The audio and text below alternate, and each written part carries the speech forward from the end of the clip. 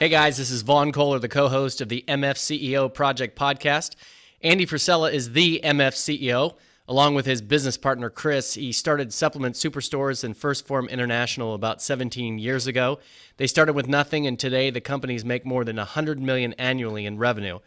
Andy is a motivator and innovator and started this podcast to give you the straight-up truth about business and life. So obviously, if you're hearing my voice and you've been listening to the podcast for any amount of time, you know that we're doing things a little differently.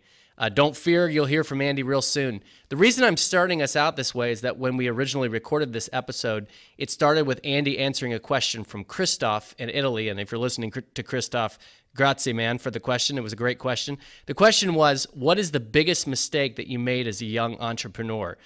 And as you'll listen here real soon, Andy answers the question and then really gets on a roll and goes right into a pretty wide-ranging discussion on what do you do on your darkest days? How do you embrace struggle, and how do you press on? Joining us today in the studio is our good friend Ben Newman, who is a professional author, he's a speaker, and he's a performance coach who works with elite athletes and executives. You can check out his website, bennewman.net, and follow him on Instagram @ContinuedFight. As always, connect with Andy on Instagram. He's @Andy Frisella. He's also @Andy Frisella on Periscope. And for Snapchat, he's MFCEO-1. I'm Vaughn Kohler, VAUGHNKOHLER. Check out the MFCEO.com website, and as always, send your questions to Ask Andy at themfceo.com. So like I said, the content of this episode was so far-ranging at times that it was tough to figure out how to edit it, but as you'll see, it was so good that I didn't want to take anything out. Listen, take it to heart, apply it to your life. Andy is really at his raw, unfiltered best. So, without any other delays, here's the MFCEO. Today we have a special guest who's a good friend of mine, Mr. Ben Newman. How you doing, Ben? What's going on? He is here. He's a professional speaker. He speaks all over the world. He's also a best-selling author. Ben, tell them a little bit about your books and where they can find them. Yeah, you can find the books on Amazon, and you know, really for me, Andy, I get so excited to be with all the listeners. It's not about really selling books, but if you do want to check them out, Leave Your Legacy, Own Your Success. They are on Amazon, but I'm just excited to be with all of you to bring out your best. Cool. And then, as always, I'm here with my co-host, Vaughn Kohler. What's up, Vaughn? Oh, things are good. Things are good, huh? Yeah, things are really good, especially with Ben here. You know? Your energy's so high when you say that, Vaughn. I know. I got to be the chill one because you guys are like, sticks of dynamite, so I have to rein it back a little bit. Yeah, I got that. A lot of people who have been writing in feedback are like, man, Vaughn's really good because you start getting off on a tangent and he gets you refocused. And I'm like, yeah, that's necessary sometimes. Yeah, sometimes, but it's a good dynamic, and it's good to be here. You guys were talking before the session started that Ben's going to Las Vegas. What are you going to do there, Ben? I'm just going to completely just be calm, probably hang out in my hotel room. I'm sure. Definitely do some speaking out there, a couple of events, and let loose and have some fun. Yeah, Ben's an attractive man, so I hope you don't get in trouble out there, Ben. I'm going to do my best. Yeah, okay. I'll keep it tame. Man, Vegas is tough, dude. Like, I'm good for – I learned this lesson last year when Tyler and I went. 3 nights in Vegas is enough for me. I see some of these dudes going out there for 5-6 nights. I'm like, dude, I feel like I got the shit kicked out of me after 3 days there. Yeah. Yeah, we did do it right. But, I mean, I'm just saying, like, I was physically sore. I don't know if that says something about my conditioning or – I mean, were you sore, dude? Yeah. I felt like that. I literally thought about putting a gun to my head. Dude, the office after the office the few days after we all got back was pretty much worthless. So, what are you're speaking? I'm there for 22 hours, and I'm worried that's how I'm going to feel when I get on the plane Saturday morning. Oh yeah. Well, this week I'm going somewhere far better than Vegas. Where? Manhattan, Kansas. Oh, they got a great bar district in Manhattan. It's called Aggieville. It's the best place ever. It's fun. You spent a lot of time there. I did. When I was a pastor, some people jokingly called me the missionary to Aggieville.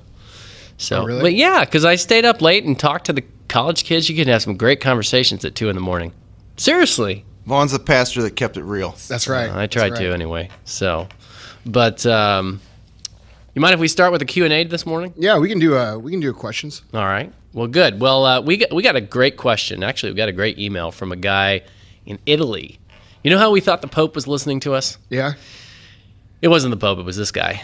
because I think at the time we only had one person listening to us in Italy. But here's this question. His name's Christoph, and Christoph is 17 years old, and he wants to ask the MFCEO question. Do it, huh? Yeah. Okay. So here's the question. Andy, love your podcast. Really excited to listen to you here in Italy. He says, what is the biggest entrepreneurial mistake you have ever made?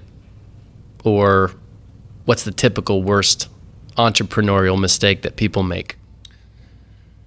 Oh, I think this is the mistake that, I've made, and I'll tell the little story about what I did. But it comes down to when you're young, you want it today. You want everything today. You think a year when you're 17 years old is a long time, okay? And you see a lot of these people on the internet, especially Instagram now, telling these stories of, I went from zero to being a millionaire in 12 months, or I see people saying, I could promise you if you stick with me or buy my program or do this, I'll make you a millionaire in a year. Like, it's the get rich quick scenario.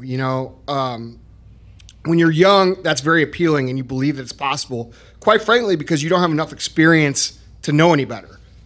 So definitely the I'm going to get rich quick type mentality is the biggest mistake people can make. There is no get rich quick. If there was, you would know about it, and you'd have people just pouring out of the woodwork. It wouldn't be 1 or 2 testimonials or 3 testimonials from these certain clients that these people have probably been friends with since the time they were 9 years old. Get them to say how they've, made millions of dollars with the program. You would know. And a lot of these guys, when they get older, these so-called guru type people, they get to be 35 years old and they've built a little bit of success, or they stand behind their dad's Ferrari and say, oh man, do what I did and you can do this in a year. And then they try to sell you something. There's not a product or a business or anything out there that can defeat the laws of time. All right. It just takes time. Time is something that when you're young physically, or you're young in the entrepreneurial process, it's something that you want to go ahead and speed up. So the analogy I use is like baking a cake. All right. If you want to bake a cake and you go to Martha Stewart and say, man, Martha, I want the best cake I could possibly make. And she gives you the recipe. All right. And the recipe calls for you to bake the cake at 400 degrees for 40 minutes. And you go home and you say, dude, fuck that. I'm going to bake this cake and I'm going to bake it in 15 minutes. So you go up and you turn the heat up real high to 700 degrees and you put the cake in. What's going to happen to the cake? It's going to be disgusting. It's going to be burnt to a crisp. It's not going to work. All right. The other aspect is I want to hurry up and I want to supersede the time aspect. So what I'm going to do is I'm going to change the recipe a little bit. And then I'm going to go in there and I'm going to put it in there. And this is only going to be a 20-minute recipe. And, you pull the cake out after 20 minutes and the cake's shit. I think the biggest lesson that young entrepreneurs need to know, or any entrepreneurs, is that time is always going to be a factor. It takes people time to become comfortable with whatever product or service you're selling. It takes people time to spread good word of mouth. It takes people time to accept your solution. And that solution could be a product, it could be a service, it could be a lot of different things, but it just takes time, and you have to learn to be patient. And if you fall into the, get rich quick, I'm going to make you a millionaire in 12 months bullshit that's out there, what's going to happen is you're going to spend the time that you could be spending baking your cake and building your brand and learning the lessons you need to learn. You're going to get frustrated after 12 months because you're not anywhere near where they said you were going to be, and you're going to jump to the next thing that you think is going to be 12 months. And then you're going to jump to the next thing that's going to be 12 months, and none of these things are going to be working out, and then you're going to jump to the next thing. And what happens to most people is they spend their whole entire lives jumping from opportunity to opportunity to opportunity because, quite honestly, they just didn't stick it out long enough to see it materialize.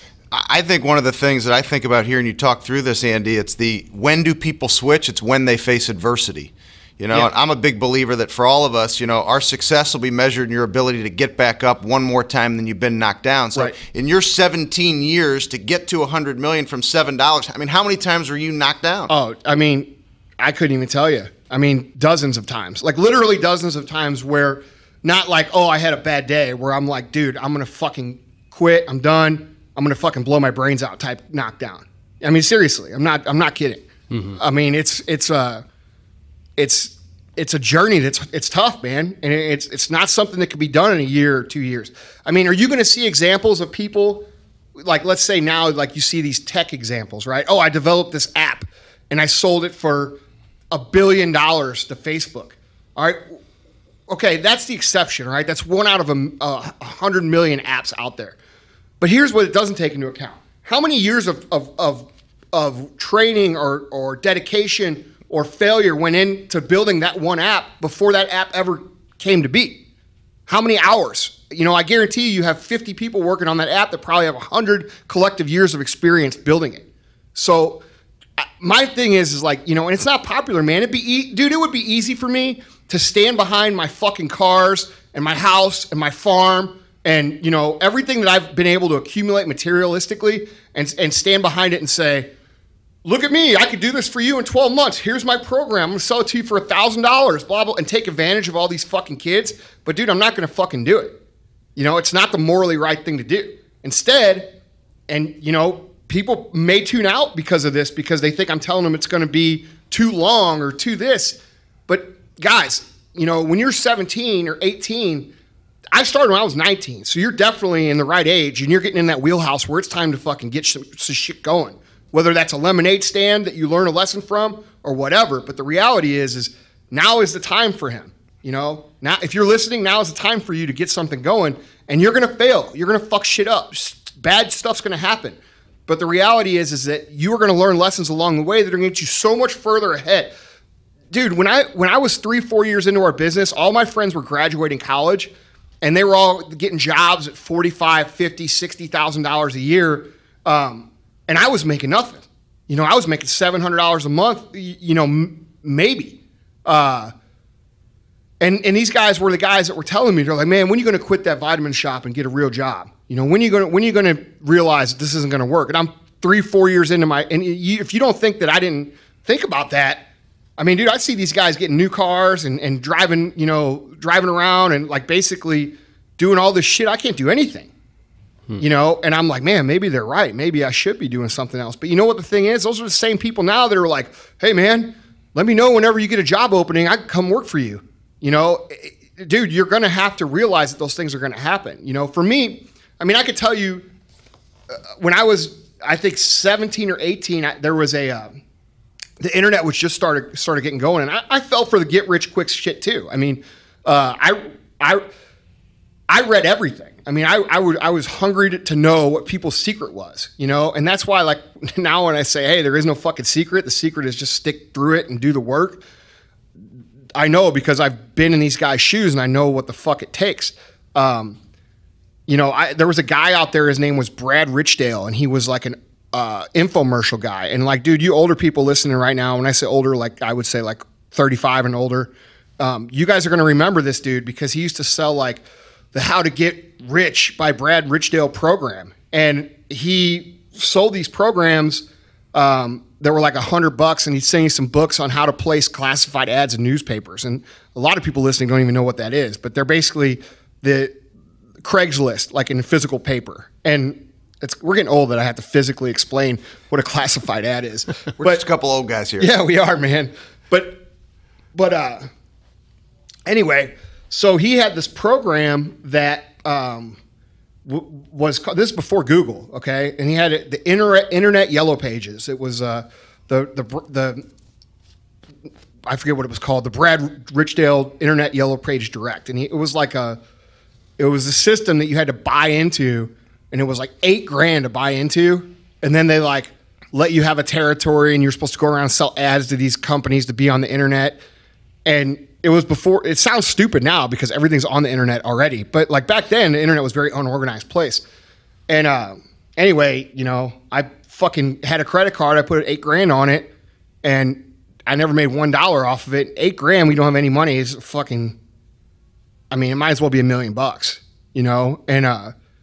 And I could tell a million stories like that where I let my eyes get big and let my get rich quick brain do the thinking for me, and I got burned every single time, and that's it. I think one of the biggest keys that you hear Andy say, and he said the word, and I hope it resonates with everybody and it stood out, it's the work, right? When you faced adversity, you went back to the work. I've got a dear friend of mine, he's a pastor, and I heard him give a talk one time, and he stood and he said, what most people think is that you can just pray and everything's going to happen. And this is a pastor, but he said you have to pray, and then you have to remember you have to go to work. Now, let me share with you what makes this pastor unique is he's an NFL Hall of Famer. His name is Aeneas Williams. He played 14 years in the NFL. Dear friend of mine that I now look to as a mentor and a coach in my life. He's had a huge influence. You're talking about a guy who it took 20 years when he was a senior in college, 1 year after walking on at Southern University, writes down that he would become an NFL Hall of Famer, right? Yeah. So he's putting it down. He's saying, here's what I'm going to do. I mean, you're at Southern University, tiny little school, writing down a goal like that. It took 20 years for him to stand on that stage in Canton, Ohio, 14 years getting beat up, and then being a strong man off the field for them to recognize him as one of the 300 men to ever walk the face of the earth. But the key is over the 20 years, it's a commitment to the work. And I know it for you, Andy, that 17 years when you've got knocked down, you went back to the work because I've heard you talk about it. Yeah, and in hindsight, though, I got to be honest, I went back to the work because I didn't have any options. You know what I mean? I didn't have the option to go do something else. And so by default, I always went back to that, and that's what's gotten me here. But now what I'm trying to do through this podcast is to get guys to understand and girls to understand that, what I've learned through that time frame. If I had known the shit that I know now, it wouldn't have taken as long as it did. See, let me challenge you here out of love. You did have a choice. You did have a choice because you could have quit and you could have gone to do something else because you had the friends making 50 or 60 grand. But it was your belief in you that caused you to say, no, I'm going to keep working. Because you could have quit any one of those days that you had the feeling, but you didn't. Well, I think it all comes down to what your level of success. When I was thinking that way, I never looked at that as a life I wanted to live. Christoph, thank you so much for your question. Obviously, Andy really enjoyed it because we just took it from there and went deep into our. It's a passion for me. Right. Something that really fucking annoys me about the internet now is that Instagram, and I said this in my post. I just joined Periscope, and if you're looking at Periscope, it's at Andy Frisella on Periscope. It's really cool. It's a really cool app because it's live.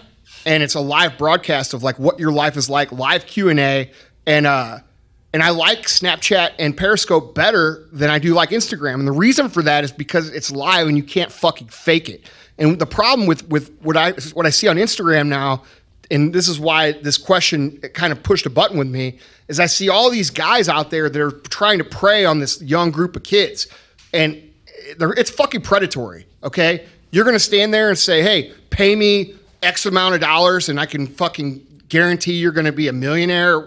Dude, that's bullshit.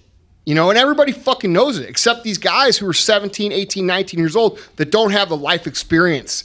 You know what I mean? And right. It's not something that resonates well with me. It pisses me off. So actually, I was going to say to you, I want to do a whole podcast on this get rich quick. I think I texted to you about the get rich quick thing being total horseshit. Yeah. So, that's why I'm passionate about this question. Yeah, no, it's good. Good, yeah. Well, and certainly not trying to steer us a different direction, but let me just say this. Take a moment to insert. Obviously, our website's themfceo.com. Thank you for your questions. Thank you for your question, Christoph. It's obviously spurred a lot of conversation that Andy feels very passionate. It was a great question. Yeah. By the way, I enjoyed interacting with Christoph through emails. I was telling him that Italy had great food and beautiful women, and he told me, if we ever get over there, he's going to show us around. Hey, that sounds good to me. So yeah, the motherland. Exactly. Yeah. So okay. You guys have already, obviously the content up to this point is awesome. So Andy, you want to introduce our topic, and which obviously all of our conversation up till now very well feeds into. Yeah, I mean, I've gotten a lot of emails, and that's the cool thing about this podcast is we're going to have topics that are practical business solutions, practical business discussions, and then we're going to have topics that are going to be motivational. And we begin a lot of emails, and one thing that I keep seeing over and over again through the emails is that people are curious as to like what we do when things get tough and what we do when things get really hard and it's hard to see the light at the end of the tunnel. So I thought that, that would be a good topic for an entire podcast, because I feel like that's such a common, it's such a common problem that people deal with, is that it is hard to stay on course, and the difference between people that stay on course and don't is success and failure. So I think talking about a little bit about what we do on those days where, we don't get out of bed, and anybody that knows me knows I call those the tombstone days. What we do on those days where, we see basically all of our dreams and hopes and wishes and goals go down the fucking toilet. Mm-hmm. How do we stay on track when we have those days? And I think that's something that, I've seen a consistent amount of emails I'm summarizing basically ask that same question, is what do we do? So I thought we'd talk about that. Yeah. So what do you do? Man, I'm not going to sit here and try to pretend like I have some superpower that nobody else does. There's been times in my life where, like I said just a few minutes ago, I didn't want to do it anymore. Everybody sees the exterior prizes, so to speak. They see the cars, they see us doing cool shit, and they see the atmosphere we have around here at First Form. They see, the big warehouses full of product and business and going well and all that stuff. But what they don't see is all the shit that goes with it. And I think that goes right along with the get rich quick thing that we were talking about a minute ago. It's just very easy to tell people that it's easy and get them to buy into something like that. But the truth is, it's not easy. There's times where for me, I go up and down in my mental state, even to this day.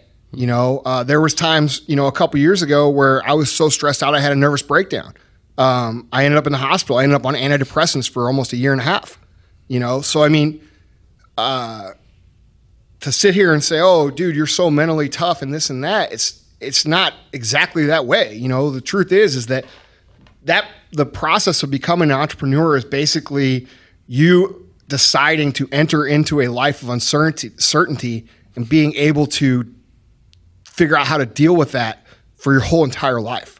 You told me one time that people had this mistaken notion that when you guys were first starting out and you were slogging through it and making no money, that's when you had your dark days. But then after making a bunch of money, after all the success, you just didn't have those dark days anymore. And I know that that's not true. I say it's the opposite. I would say I was so much more carefree when we didn't have anything to lose and that we weren't doing that well, because it was just me and Chris. And dude, when it comes to just me, I'm not a complicated person, dude. I'm cool if I got a pickup truck and a place to go shoot guns. Like, no bullshit. I'm fine with that. I think now I've got over 100 people and their families dependent on us. And when things aren't going well, it means it's not going well for everybody here. Mm-hmm. You know what I mean? And I start thinking about not like me, because, dude, I'll go live in a regular house. And like I said, I don't care about that shit. That's not what it's about. For me, it's about being the best. But when I see like business, and we do have times where business isn't going great, just like any company does, I start worrying about the people who have dedicated and put their trust into us to lead them. And you start thinking about like their families and their kids. And I mean, dude, you want to talk about the fucking sky falling on your head. It's a totally different thing when it's not you. I'm sure people with families can relate to that, on a different scale. But the stress level now and the worry level now it's on a totally different level. As far as what I do on those days, man, I think the biggest thing is that you've got to find outlets that lets you get your mind off of it for a little bit, because when you let the negativity swirl around your brain, you have a tendency to create way more of an issue than it really is. You know, the reality of business and life is that the sun is going to come up tomorrow, and you've got to be able to find outlets. And like for me, that would be like lifting. I've always been into lifting weights. It's something that I enjoy. I don't like cardio. I don't like eating right. I like lifting weights. So I go to the gym and I lift fucking weights. And when I lift weights and I come home, I feel better. But here's the problem, is that when I'm in that negative zone, I'm in that sky is falling mindset, I don't want to go lift fucking weights. I don't want to do shit. I want to bury my head in the pillow and sleep till 4 o'clock in the afternoon, wake up and eat, go back to bed. And so I think the thing is, for me personally, is that I have to force myself through the things that I've learned through experience that help break me out of that cycle. I got a question for Andy. What do these 3 words mean to you? Do it anyway. You know, I mean, those are my words, man. You know, I've got a talk that I do on that. And I feel like those 3 words are the difference between the people who make it and the people who don't. And that's what it comes down to. You know, if you want to make it in life and you've got goals and whatever those goals are, whether it's financial success, business success, fitness, it could be anything. The difference between people that make it and the people that don't are those 3 words. You know, do it anyway. And that's something that it's very fucking simple. It's not something that's complicated. You don't have to overcomplicate it. You don't have to make up a new plan when things aren't going well. You've just got to get the fuck up, decide that this is what you're going to do, and go do it. And that's it. And the people who fucking succeed, execute. The people who don't succeed, don't. And I think I can't think of a situation in life where that's not the truth. And the moments, you know, when you talk to people and you hear them discuss their stories of what you're talking about. Think of the workout example you gave. The days you wake up and you want to work out, man, I can't wait to get this workout in. The workout's okay, you get through it. But the days you don't want to do it and you do it anyway, like you're talking about, those are the days where you feel a real sense of accomplishment. Right. So don't just think about the workout example. Think of all areas of your life where you can put things in different perspective. When you don't want to do it, think back to the time when you did do it, because we've all been through adversity. My opportunity to be with all of you is because of the fact I've been shaken to the core personally, shaken to the core professionally, been knocked down to the point where I didn't want to get up either, and I had those people in my corner to help get me up, to help me know if you do it anyway, that will be the difference. And that's what I think is so significant. It's the mindset that you have when you do follow through and you do it anyway, right, that helps you build that confidence that you can do it if you keep believing and you work. You just said something there that is extremely important, which is it builds confidence. You know, so many people look at themselves in the mirror and they say, man, I don't have what it takes. I don't have that fucking willpower that so-and-so has. You know, I look in the mirror and I see, you know, something less that somebody else has more of. And that's the thing that you've got to understand, is that that's all in your fucking head. You know, you do have what it takes. You do have everything, like you like to say, everything you need is already inside you. Everything you need is already inside you. And I'm borrowing Ben's words here because it's so fucking true. You know, it's the tendency of all of us as humans is to look ourselves in the mirror and say, man, I wish I had more of what that guy had. You have what that guy fucking has. You're just not utilizing it, you know, because you're choosing to go pull the covers over your head, lay down in bed, and feel sorry for yourself instead of just saying, hey, fuck that, I'm going to do it anyway. You know, for me, like this morning, dude, I've had a rough 2 weeks. I got 3 weeks, actually. I got super sick. I was sick for 5 or 6 days in bed. Then I had the busiest week of business that we've ever had. Then this last week, I was trying to recover because I was still sick and I was trying to bring it back. I hadn't worked out in 3 weeks. Today, I woke up this morning and I said, last night before I went to bed, I'm like, dude, I'm fucking working out no matter what. I don't care what happens tomorrow. I'm working out. That's it. Alarm clock went off this morning. I'm like, fuck, dude. I don't want to go work out. And I have this little voice in my head that, basically says, Andy, you're being a fucking pussy. Get your fucking ass up, go to the fucking gym, and do it right now. And dude, that's all. You have to train yourself to basically let that voice have some impact on you and not kill it and strangle it and listen to that voice. That voice that tells you you're being a bitch, that's the right voice to listen to, And I think that people who succeed learn to listen to that voice who's telling you, it's like the two angels. You've got the good angel and the bad angel on your shoulder, like in Tom and Jerry cartoons, right? You've got the good one telling you, hey, do the right thing here, do what needs to be done, go do it. And then you've got the bad one saying, oh no, don't worry about it. You can lay in bed, no one cares. And especially for someone like me, where I really don't have to fucking answer to anybody, it's very easy for me to say, hey, fuck it, I don't have to go to work today. Listening to you guys talk, I wonder, is it oversimplifying it to say that what I hear you guys saying is what you feel is irrelevant. It's what you choose to do. You will to act. Like, because you said, I heard you both say, there's days you just feel lousy or you feel like the sky is falling. But I consistently am hearing from both of you, it doesn't matter what you feel. No. I think that's the truth. I think that's a perfect way to summarize it, man, and that's what I'm trying to communicate here.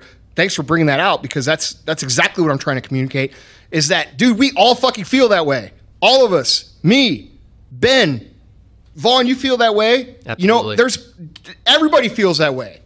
And the difference is the people that feel that way and then just fucking do the shit that they need to do anyway, versus the people who think like, oh, I'm a special little delicate flower and I'm the only one dealing with these emotions and blah, blah, blah. No, quit being a fucking pussy. That's it. I'm sorry to say it like that, but that's the truth.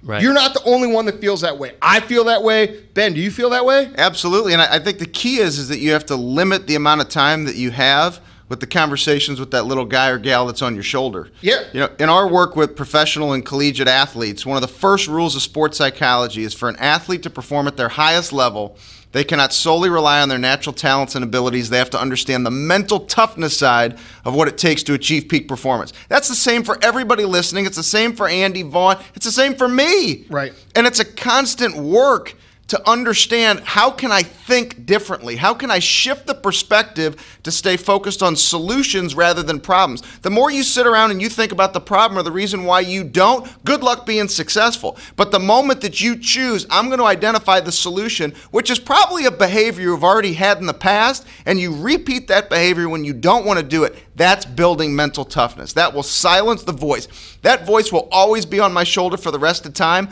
But if I can build the habit to limit how long those conversations are with that voice, that's driving to success. That's driving to your peak performance. And with your experience that you've had with training people on mental toughness for years and years and years, do you agree or disagree that every single person in this earth has that voice? There's no doubt about it. Okay. Now, do you agree or disagree with this?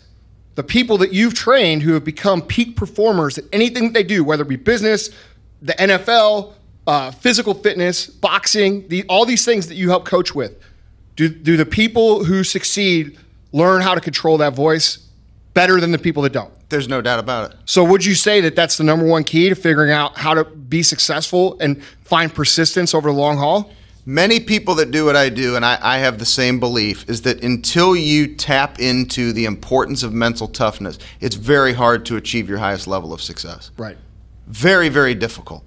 And, mental toughness, right, it sounds easy off the tongue. Let's just go be more mentally tough. But the reps you put in the gym, or the runs you put in to finish a marathon, or the times Andy's been knocked down 17 years and you get back up, and all the hard work, the phone calls, the business meetings, you got to put in reps with the mental toughness too. Right. You can't just defeat yourself. You have to power through and know this will take time. Just like your success has taken time, it will take time to develop that muscle. It's not overnight. It's not Andy or I saying, oh, just be more mentally tough and you flip a switch. This will take time. Right. And what you're talking about reps is the next time some bad shit happens to you and you're pissed off and you want to quit, don't.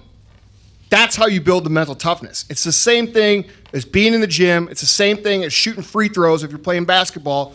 The more times that it sounds cliche, right? Oh, every time you get knocked down, get back up. And it's like what every fucking motivational guy says on earth. But dude, the reason they all say it is because it's fucking true. So every time, you get bad news, every time you get a collection notice, every time you barely have $1 to pay your rent, every time your girlfriend dumps you, every time anything fucking bad happens to you, That's when you have to stand up and say, no, fuck that. I'm going to keep moving forward with my goals. Dude, I could sit here and tell you so much shit about how, you know, I mean, it sounds pity because it's so much stuff. Like I can sit here and tell you how, you know, we talked a story about how I got stabbed, okay? Sit here and talk about how my face got fucked up and everybody looked at me weird for 3 fucking years.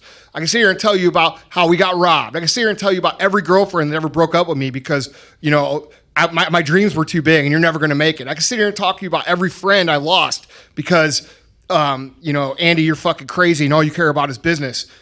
Dude, I could sit here and tell you a million fucking stories. Every employee that's quit on us that said, you know, you're never going to do what you say you're going to do. Okay? I could tell you a million stories, not a couple, not a couple, not 100. I could tell you 1,000 stories of shit that we've overcome. And to me, it's those stories that give you perspective to know that if something negative happens, you've been through worse. Yes. And I think that's the same for everybody listening. Put it in perspective. When you face a challenge, put it back in. What is worse that you've been through? I think about it for me. At 7 years old, I watched my mom come to the dinner table with an IV stand as a single mom. My mother's dying in front of my eyes from a rare disease called amyloidosis. And my mom would make it to the dinner table to ask me how my day was at school. My mother was driven by purpose. And your purpose will overtake your pain, and your perspective to focus on solutions rather than problems is huge. Now, that's my story. Each and every one of you has a story. That's the story I go to. Somebody tells me no in business. Really? I watch my mom come to the dinner table with an IV stand. She's dying. That's not so bad that I have to face a no in business. Don't make it so bad. Don't build this skyscraper in your imagination. Andy's just telling you, he could give you 1,000 stories of adversity he's been through. You're not the only ones going through adversity. We go through it too. There won't be too many lulls in this conversation, so I want to take the moment just to insert a couple things. Number one, once again, the website is www.themfceo.com. We are getting lots of great questions. Obviously, there was a great question that started out this podcast. You can send your questions to askandy@themfceo.com. The other thing we want to mention, guys, is that we've got a lot of reviews. Well, I should say we've gotten a good number of reviews. We haven't gotten as many as we want because that is critical because that takes ranking. effort. Yeah, it takes effort to give a review. Right, okay? It does. And I'm going to challenge you guys. I've had so many people email me and say, Andy, I love the podcast. Well, did you leave a review? Oh, I'm gonna. No, man. Right. I'm not charging for this. I'm not charging you for books. I'm not charging you for anything. I appreciate you guys listening, but do us a little bit of favor back and just take 2 minutes and leave us a review, because that's how we could stay on top of our game, how we can reach more people. You know, I get these emails from guys, man, I really believe in what you're doing. If you believe in what we're doing and the message that we're sending from your heart, do me a personal favor and leave me a review and let me know what you think, because the way that we get more eyeballs on this and the way that we could change the way people thinking, which is the reality of what we're doing, right? We need to fix something that's broken in society, which is this pussified fucking mentality of people being weak and thinking that everything's going to come to them on a silver fucking platter. All right? I'm trying to fix shit. So if you believe in us trying to fix shit and you think this is something that people need to hear, please leave us a review, because that's the only way people are going to hear it. Definitely. We have had some really loyal listeners do that, and I have gotten feedback, by the way, just in case anybody was wondering. I have heard that if you do it on your mobile device, it can be a pain in the neck. Just hop on your computer. It's really easy if you do it on your computer. Along with that, rate us, and something else that's really important, if you're on iTunes, subscribe to the podcast, because that increases our ratings too, which helps more people, like Andy said, hear about it. The last thing I want to say before we get back to this great conversation is that we all want to connect with you on social media too. So Andy's at Andy Frisella on Instagram. I'm at Vaughn Kohler, and I've been told to spell my name. It's VAUGHNKOHLER, at Vaughn Kohler. And Ben is at Continued Fight. At Continued Fight. Andy's also on Snapchat, right, Andy? Yeah, it's at MFCEO-1, and then I'm on Periscope as well now, which is just at Andy Frisella. Ben, you're on Snapchat as the same Continued Fight, and I'm actually at VKO-MFCEO. So yeah, we definitely want to connect with you guys. And now let's get back to this great conversation.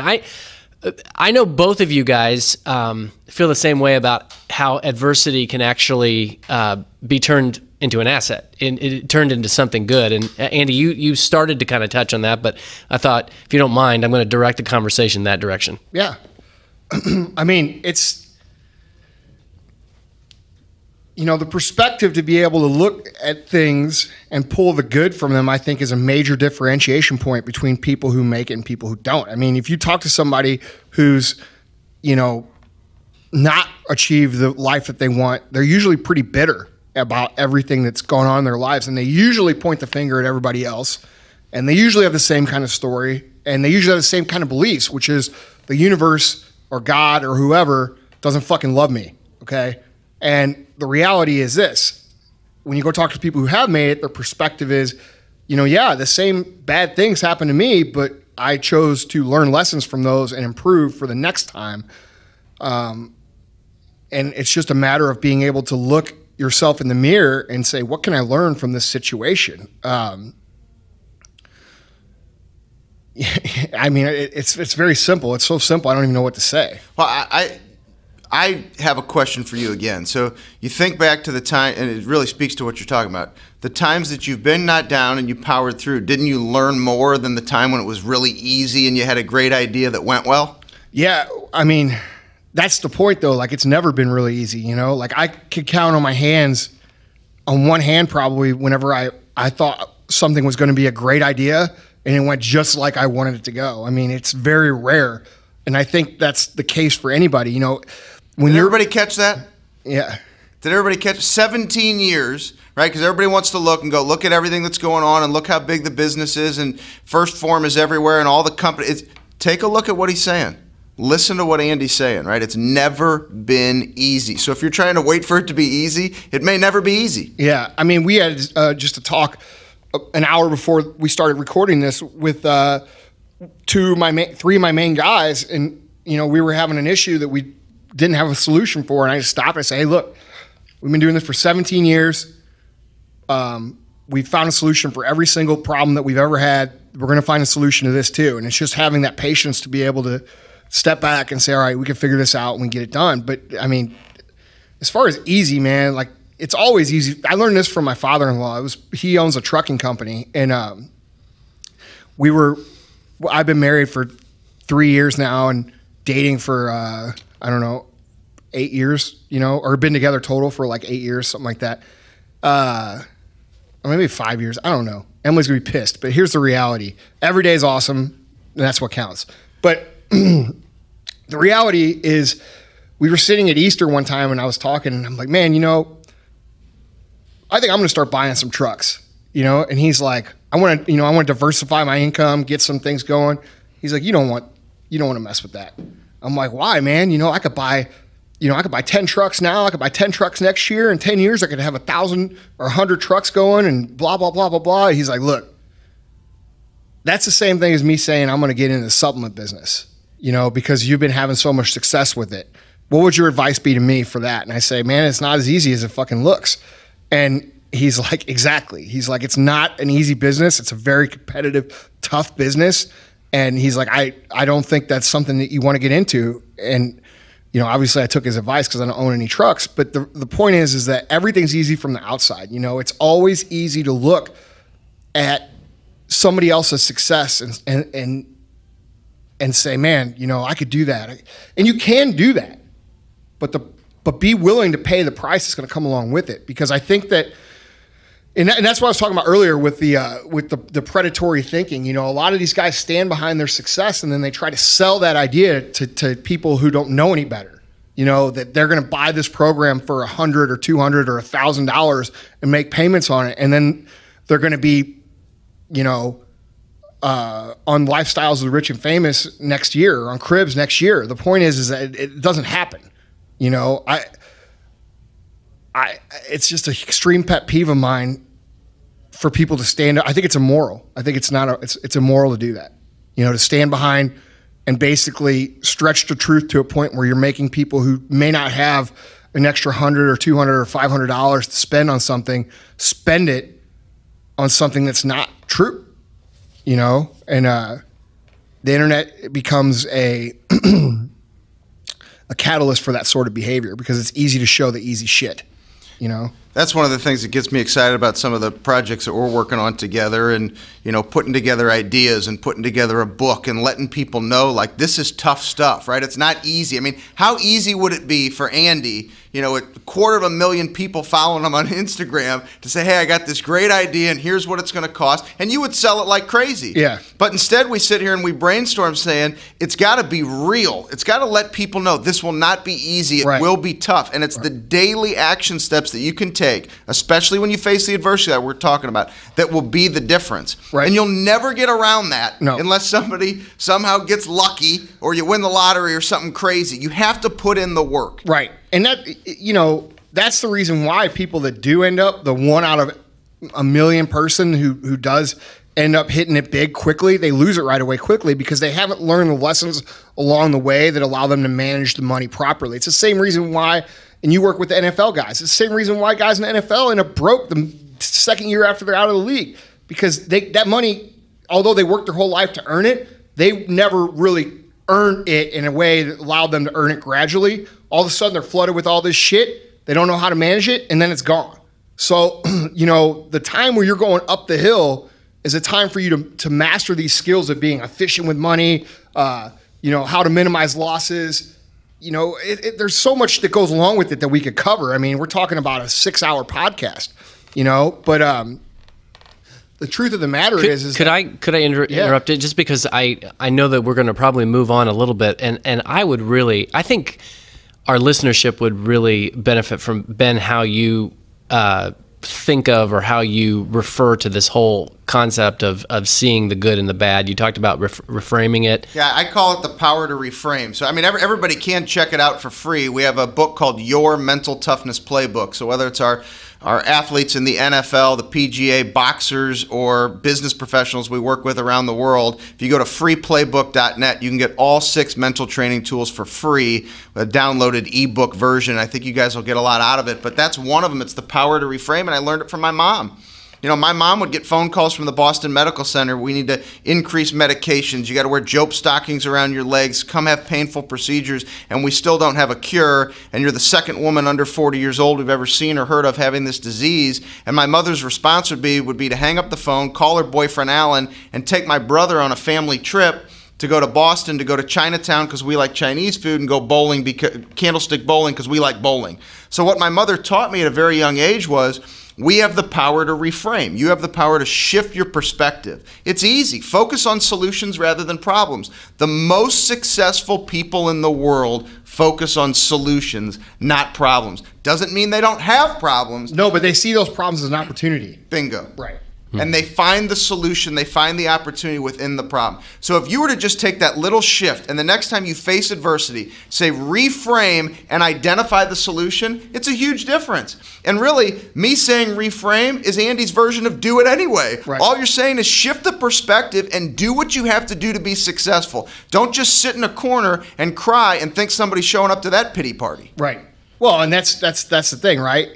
People have... You could tell yourself that the best stories, it's, you have these special circumstances, you have this, you have that, and but, and they have something to say to everything that you could say. Those are the people that need to look internally the most. This is all about an internal dialogue. I think what we're talking about here is mastering that ability to speak to yourself in a way that causes you to move. And when I say move, I mean execute. Do productive things. And, we talk a lot about working hard and doing the work and do it anyway and all this stuff. And I got a really cool question from my cousin. He texted me and he's like, man, I listen to your podcast. It's really interesting. I would like you to hit on the, what about people that work hard? I'd like to clarify this. He's like, a guy who pours concrete for a living works hard. He works harder than you. No question. Does he work harder than me? No question. A guy who paints stripes in the parking lot for a living works hard. Okay? That's a hard fucking job. No question. So when you talk about working hard, these people look at you and they say, oh, well, you're, I work hard. I do this, and this. And yeah, that is fucking hard. But when I say, hey, you got to do the work or do it anyway and this and that, that's under the context that you have a plan that is going to be productive in the end. And I think we don't talk enough about that. We talk a lot about like, just, quit being a pussy, do the work, blah, blah, blah. And guys who are, maybe doing these hard physical jobs are like, dude, fuck you. I work harder than you. Well, yeah, you do. But when I say do the fucking work, or when I say do it anyway, I'm saying that under the context that you've thought through your plan and your strategy to grow. Can I pick up on something there? Yeah. Strategy to grow. Right. That means you have to know where you want to go. That's right. You have to put a little thought investment into this. It's not just, hey, show up and work as hard as I can without any strategy of what I'm going to do. That makes no sense. That's like showing up at the Tour de France and pedaling as hard as you can, not knowing where the fuck you're going to go. It makes no fucking sense, And so when I say, hey, do the work, do it anyway, and we say all these things about working hard. Yeah, that's with the idea of fucking having a plan. If you're the guy pouring concrete and you don't have a plan, you're gonna be pouring fucking concrete and working your balls off your entire life. Your plan should be to move up the ladder and maybe start your own concrete company. Or maybe work your way up to if it's a huge company, to a point of leadership where you're leading a big crew of men and your life is significantly improved. And then you could teach the lessons to these guys on how to improve. I mean, it's not just as simple as work hard. And the example that he used for me is my cousin. He's a surgeon. And he's like, man, I worked my ass off.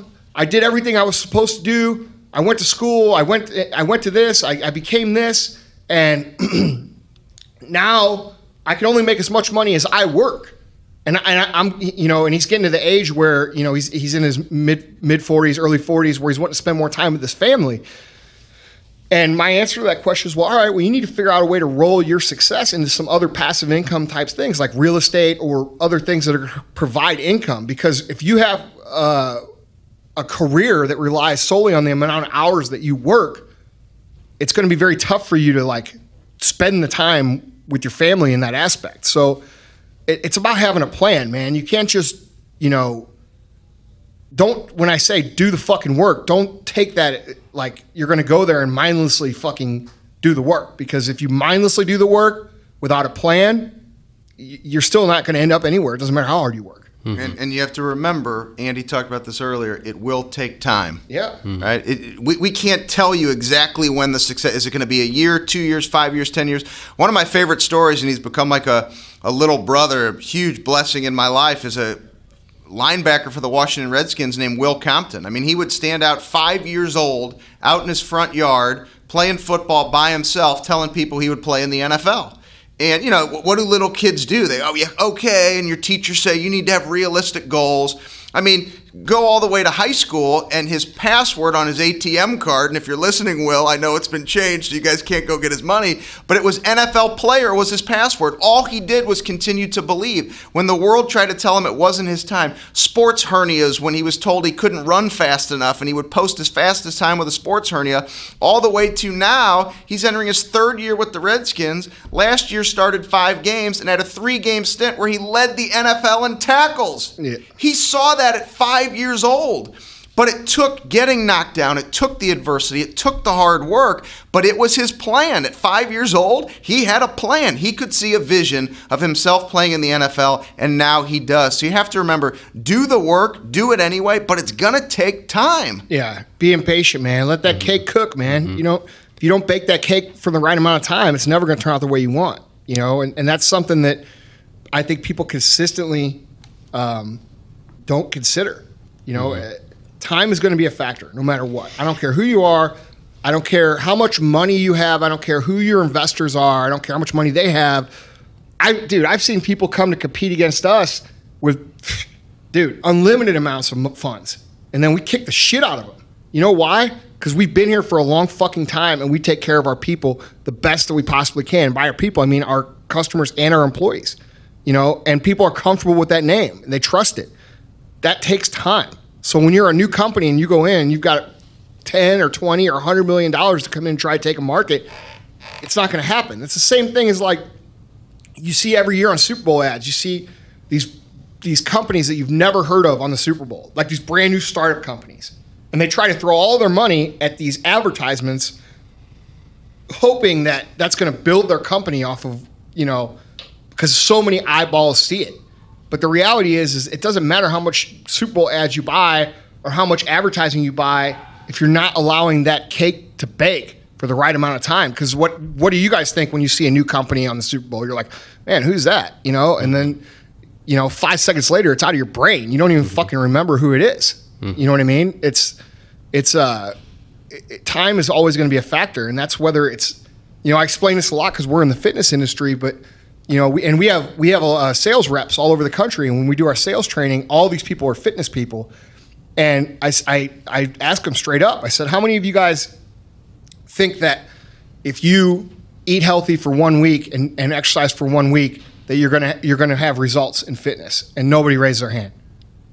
Okay. And then I say, all right, well, what about 90 days? And they're like, some will raise their hand. What about a year? Are you gonna totally transform your life in a year if you follow the good habits that we all know to do? Eat right, drink water, lift weights, cardio, all the pieces of the cake. All the ingredients of the cake. Or is your cake gonna bake in a year? Everybody's like, well, hell yeah, you could take somebody who lose 200 pounds in a year, totally transform their lives. All right. So what makes you think that you can do the successful habits of business success in 7 days? Or I've been doing it for 30 days or 60 days and it's not working. That shit takes a long time, and it takes longer than it does in fitness. So when you think about that's why fitness is a pretty cool parallel to success, because it's the same kind of discipline applied in a different area.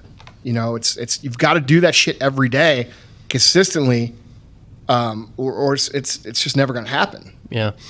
One of the things that's very common in the emails that we get that I noticed is that a lot of people say, putting in the work, I've got a plan, I'm doing all this stuff, and yet, man, I'm struggling so much, and what am I doing wrong? And it dawns on me that why do they think they're doing something wrong? Because the reality is that they should expect adversity. They may be doing something right. Struggle is part of the recipe. That cake you're trying to bake, one of the ingredients that you got to put in there, and probably the biggest ingredient, is a big old motherfucking scoop of struggle. You put that in your cake, and if you don't put a big ass scoop in that cake, it ain't ever gonna bake.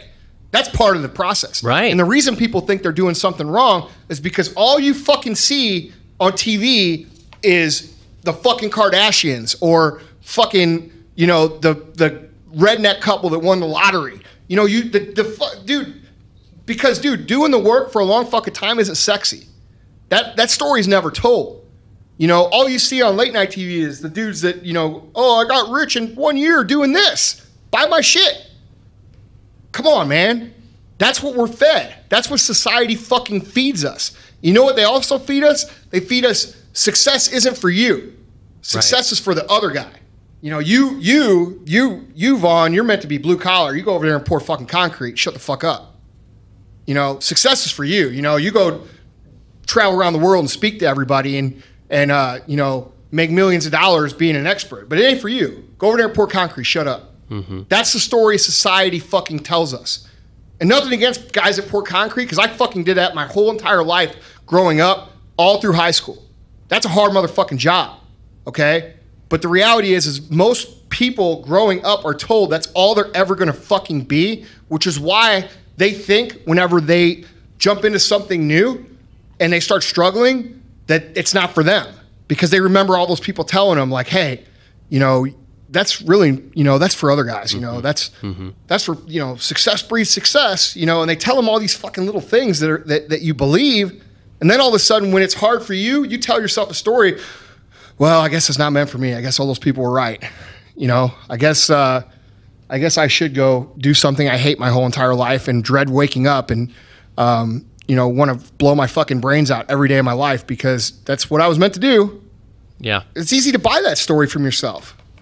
Gentlemen, it is going to be really, really hard naming this podcast episode because we've covered a lot of territory. Andy, why don't you wrap us up? We've got a lot of good things that we've talked about, but bring us home. Yeah, guys. I mean, look, 2 points to this podcast. One, you guys are far better and capable of doing things than you have been taught, that you have been told your whole entire life is the truth, okay? You guys are not meant to be a cog in a wheel. People are going to tell you that. It's not the truth. Okay, you have to realize that that guy that you tell yourself has it easier or doesn't have to deal with the stress that you have or all of that stuff. You have to look yourself in the mirror and be honest with yourself and say, you know what? I'm fucking lying to myself right now. I'm justifying my lack of motivation right now with excuses as to why I'm not going to do it. And that's when you control that conversation and you realize, no, that shit is meant for me. And I am going to fucking do that. That's when your life changes from being somebody who's accepting what life gives you to somebody who's taking what you, quite honestly, deserve at that point in time. It's a big difference in the way that you go from being like, oh, I'm gonna take this little piece of cake and be happy with it and shut the fuck up in the corner, to being like, no, motherfucker, give me that whole cake, because that's what I want. Okay? Number two, realize that it is hard for everybody. It's not just hard for you. It's not just hard for your neighbor. It's not just hard for, whoever else. It's hard for fucking everybody. Dude, I get up in the mirror and I look myself in the eye every day and I'm like, fuck, dude, this shit's hard. I don't know if I want to do this shit. And you know what I do? I put my shit on. I go do it anyway. That's it. It's not that hard. So I think that, being honest with yourself and realizing that, yeah, we all have our own challenges and we all have this and that, and being able to look at other people when shit is bad and say, that guy's got it way worse than me and he's still getting it done. Because there's a lot of people in the world that you can look at and say, that guy's got it way worse or had it way worse and he's still getting it fucking done. I don't know what else to tell anybody, because we have covered a lot of shit here. What do you have? What's that? What do you have to bring us out here? To bring us out? Yeah. 3 words. Do it anyway. I mean, if you really want to know what you're going to title this, do it anyway. I think sometimes it's, that's Andy's message. So does he want to just? But that's it. Yeah, man. I mean, it's really not any more complicated. And people are always going to look themselves in the mirror and they're going to say, man, I've got this special circumstance or that special circumstance or this handicap or this sickness or this or that or this, blah, blah, blah, blah, blah. And so has it easier. Switching from the mindset of so-and-so has it easier to the other side and saying so-and-so has it tougher and they're still getting it done is going to be the difference between you being able to control that mental conversation where you don't want to do shit and being able to control it and say, you know what, I'm being a bitch, I'm going to go do that shit. And that's what it comes down to. And anybody who wants to tell you anything different in terms of like, oh, this is easy and anybody can do it and blah, blah, blah, dude, they're full of shit. It's a choice to accept that mindset and want to change. And I can tell you from, the amazing response and crowd at Summer Smash, which was incredible. And for those of you that weren't here, we'll see you next year. Yeah. But when you said do it anyway, and then you go look on Andy's Instagram, look at the comments, people pound do it anyway. People talking about do it. Those are people who accepted the challenge. So this is a choice for you, and that's what Andy has shared. It's a difference in perspective. It's a different thinking. If you're willing to think differently and do it anyway, just like it's been a difference for Andy over 17 years, it can be the difference for you. Yeah, it makes your potential for greatness become unlimited, and it makes you realize that. Guys, I just think that. It's almost silly that we're even doing this podcast because this shit is so simple. But, when you wake up in the morning and you don't want to do shit, or when you go, you come home and you're like, fuck, I don't want to do this anymore and blah, blah, blah. It's the difference between what you tell yourself and what you accept the truth that's going to make it or break it for you. And I've got that little voice in my head, just like all of you guys, who says, man, this isn't worth it. It's too hard, blah, blah, blah. And I'm sure there's people out there being like, yeah, motherfucker, you drove to your podcast in a Rolls Royce. How's it too hard for you? Well, you have no fucking clue what it took to get to that point. And you know what it took to get to that point? It took a long time of me basically, when that little voice starts saying, man, you ought to quit. It took a long time of me saying, fuck you, I'm not quitting. And that's what you got to learn to tell yourself. Period. And with that, we're done. Hey, everybody, thanks for tuning in. TheMFCEO.com is where you'll find us online. If you have a question for Andy, ask Andy at TheMFCEO.com. We appreciate it. Leave us a review.